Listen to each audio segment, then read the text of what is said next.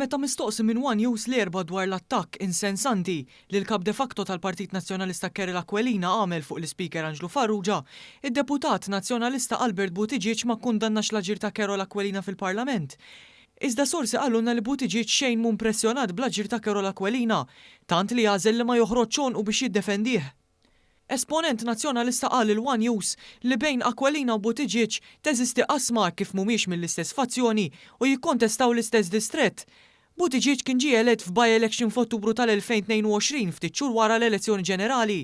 Iżda meta ma kienx ġie elett f'Marzu tal-2022, jiġifieri mar-riżultati tal-elezzjoni ġenerali, kien ikkritika lill Partit Nazzjonalista li ħadem biex hu jiġi mwarrab.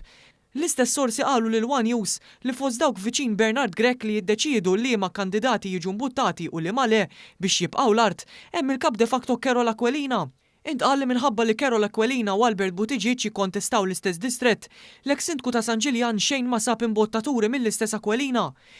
Jiġi mbuttat biss f'xi stand bħalma saret quddiem il-Parlament fejn Aquilina ivvinta li jesponu pakketti ta' parsi reżina tal-kannabis, iżda ma rridx jidheru f'viżwali bid-droga falsa warah.